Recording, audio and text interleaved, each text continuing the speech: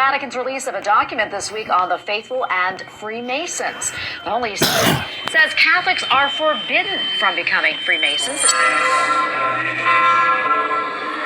you get high up into the degrees, there's actually anti-Catholic ceremonies.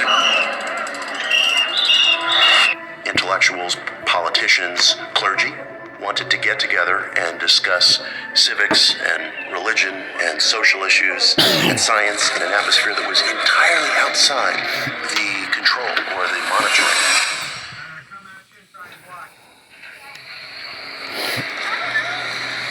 So what makes a secret society? Well, the first thing is, it isn't necessarily secret. In fact, in most cases, it isn't. That is, there's some public acknowledgement that it exists. So let's just take as a simple example the Freemasons. They'll hide their existence. They've got a sign on the outskirt of every town telling you that there's a Masonic lodge there. There's a sign on the lodge. So generally, what makes a secret society secret isn't that no one knows about it, but what goes on inside the organization. What they do go to considerable lengths to hide, or go through the motions of hiding, is what they do in the lodge.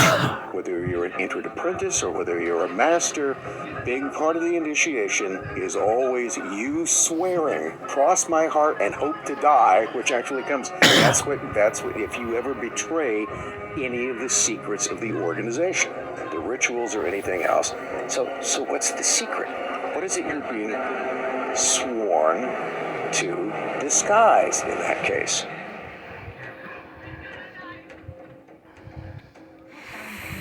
Freemasonry is an interesting organization, and the Freemasons, or its members, are quite peculiar indeed, and I can say that because I was one of them. It's a male-only organization, 6 million worldwide, 4,500 lodges worldwide, all reporting up to their local Grand Lodge. It is a custom, it is a tradition by which men pass through stages to reach a level of understanding and insight, or at least that's what it claims to be. When it was created is something that is constantly debated. The 3 degrees, the entered apprentice, the fellowcraft, and the master mason, the key is in the name, master mason, are supposed to mirror what a stonemason would go through when they were becoming more accomplished in their craft. So the conventional view is that Freemasonry came from a world of craftsmen, stonemasons in particular, and that kind of evolved into this male society for the betterhood of men to learn better ways to interact in society. So if you join, there's no joining fee. It doesn't cost you anything. The only stipulation is that you believe in a supreme being. It could be Allah, it could be Jesus Christ, it could be anyone that you want. They call it the grand geometrician of the universe, or the all-seeing eye. And that's the only requirement.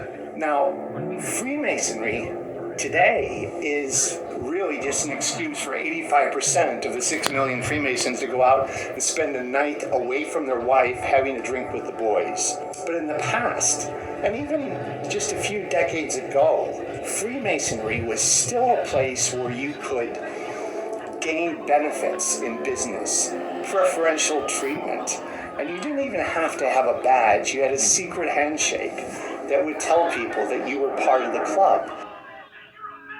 Today, Freemasons are just a shadow of them for their former selves, and they are the scapegoats for any sort of nefarious association that the Freemasons may have in society. Everyone instantly is triggered when Freemasonry is mentioned because, I believe, up until the last couple decades, at least the higher echelons of Freemasonry yielded great power. And those of us who were, just Master Masons and finding our way in the various degrees, we never saw any of that. I will say that what is unappreciated is that there's no charitable organization on the planet who gives more money to charity than the Freemasons. They never ask anybody for money. They just give money out of their own pocket, and they direct it to the local community. So for that, they continue to deserve a lot of credit. But gone are the days where they're the organization that's driving the elite in business, the elite in media, to do whatever it is that the world economic agenda needs to be. You know, today that's been replaced with the Bilderberg Group, with the Illuminati, with the World Economic Forum, the World Health Organization. Those organizations have kind of taken the limelight away from Freemasons, who used to more covertly dictate those same kind of policies. So, secret societies aren't secret. They can be, but that's not a part of it. Another important element is that secret societies are selective. You have no right to belong to them. They choose you. So you might want to become a Freemason, you might want to become a Rosicrucian or any of these type of groups, but it's up to them to accept you. And there is therefore a system of vetting which goes on. You are chosen. This is one of the things that makes it important, because you are chosen. And that becomes a big part of the appeal of this, because that's what, most of us spend too much of our lives trying to do, is to be accepted. You want people to like you.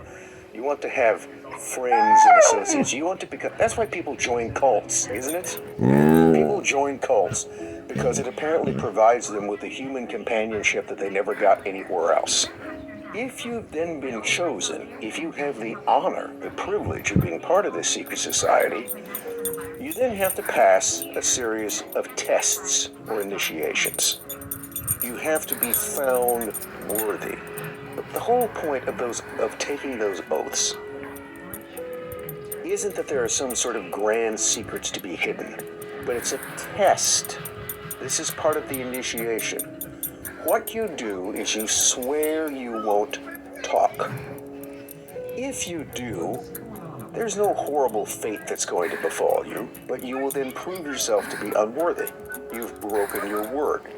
So what you're buying into is a relationship within an entire organization which spreads out into the rest of society, and you do each other favors. And one person put it, what secret societies are in some way, at the lowest level, they can be more than this, is a favor bank. The other thing you find common in secret societies is that nobody knows everything right off the bat. There's always a hierarchy within this. Why are there initiations at each step in the way? Because there's something to be learned. So you only get part of the story in the first initiation, a little bit more in the second. Only when you're a master, supposedly, do you get all of this. But see, even that's not completely true. Because beyond a Master Mason, there's all the rights. There are all the higher degrees you can earn. It's not even technically a level in Freemasonry itself, because they will always insist that once you reach the master, that's actually as far as you go. And the rest of it are just sort of adornments. And there are different rites. There's the York rite. There's the Scottish rite. There's even an Illuminati rite. And what all of them are is they're just these kind of different merit badges, each which has an initiation that you go through. The most common one is the Scottish Rite, which has 32 degrees. And then an honorary 33rd degree for some sort of special service. So there's always this kind of higher level you can go into, and in each of these levels, you're supposed to be acquainted with more allegories. You're supposed to be able to... A lot of these things are simply the things that you contemplate, that they're all part of a spiritual education, in which the mysteries are gradually revealed to you.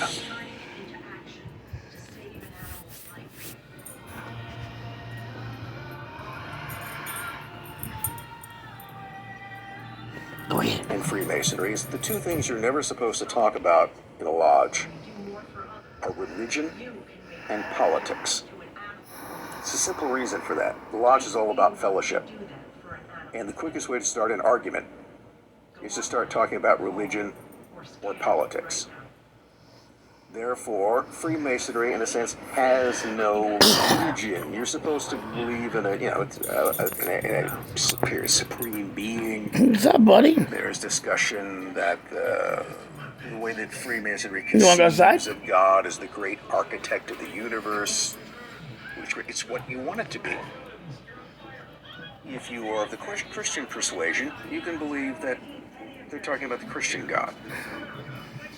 On the other hand, if you're white Christianity, you can pretend that it's some other God. Lucifer. It could be any God you want it to be. So it's a bit like based on Freemasonry. You can be a Christian, you can be a Satanist. And as long as you want to interpret either one of those as the great architect of the universe, it works. There are many theories about the origins of Freemasonry. One being